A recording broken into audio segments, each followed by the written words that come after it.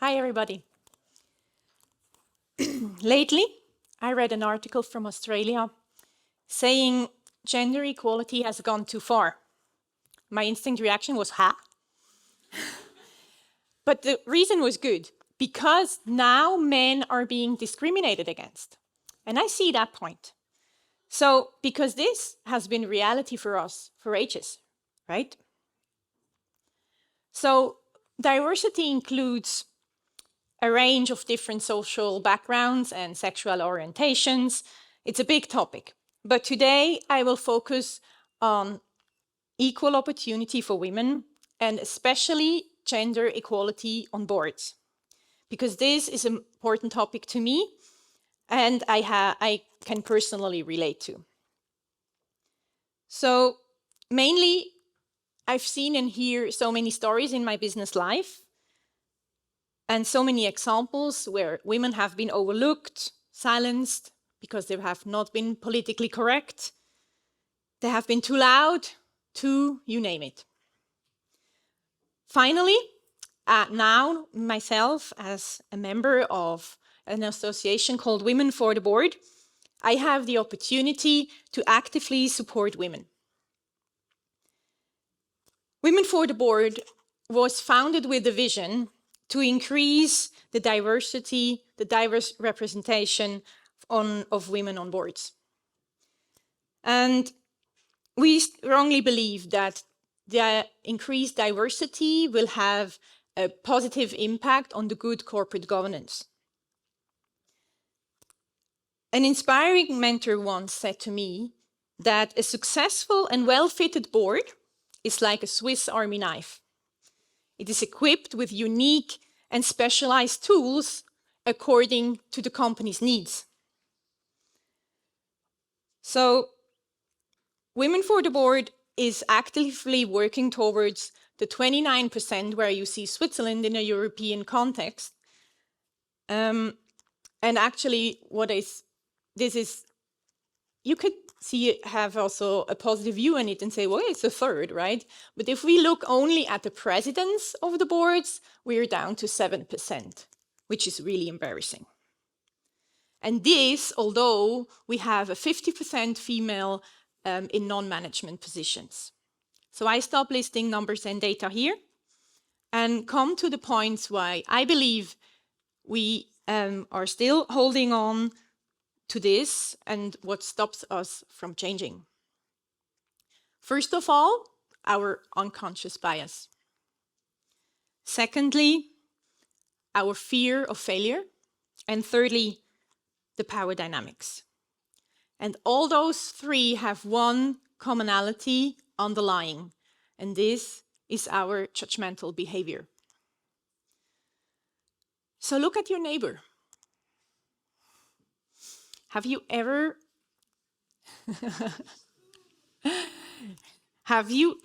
experienced or looked at your reaction when you meet new people? What do you think you see right now? So I have had a personal eye-opening moment in a coaching a couple of months ago when I had to do a role play. And actually, from that I can tell you, role play is an amazing thing because it forces you to step in someone else's shoes or take a different position.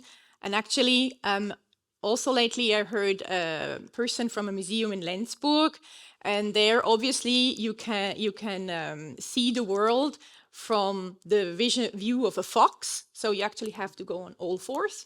So again, for me, it was a confirmation that the role play is really important to understand the world.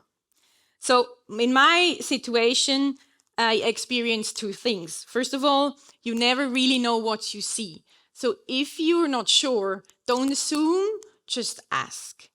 And secondly, how little attention it takes that someone feels recognized. So really, I encourage any one of us to step in someone else's shoes and help us to overcome our unconscious bias. Secondly, when we talk about the fear of failure, I'm sure you have a lot of situations in your mind where you haven't said or done anything because you were afraid of the reaction. I've heard a lot of stories of women not applying to a specific job or not being sure if they should do X or Y because they're very self-critic, right? So lately I had a doctor on the phone. She had amazing leadership experience. She had obviously expertise in her field. And she was asking me whether or not she should apply to a board position in exactly her field. And I was wondering and asking myself, why, who am I to judge whether or not she should apply? I'm not a doctor, right? So I can't judge her expertise. But then I simply realized that I can help her with asking, why not? She laughed actually and said, oh, right, yeah, could have asked myself too. But it showed to me how little support or how little it takes to support somebody, and that we need this in our everyday life. Thirdly, when we come to the power dynamics, this is a topic that is also very close to my heart because it's a topic you rarely talk about. And it's very important to understand that it exists. Usually in teams, it's not that obvious when you are like all equal, but as you can say, the further you go up in leadership, the rarer the positions are, the fight is usually getting a bit higher. And the reason why I want to mention power dynamic is because it has the power, obviously, to silence people. Because looking a bit back on the fear of failure, nobody really wants to lose face. So I think it's very important that you, even though you might have been in uncomfortable situations, you keep asking questions and that you're not being silenced.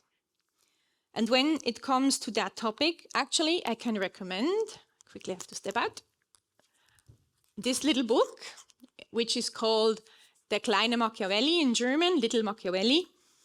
And it's a book about power dynamics. And it's from 2007, but if you read it today, it's like reading about the current Credit Suisse case.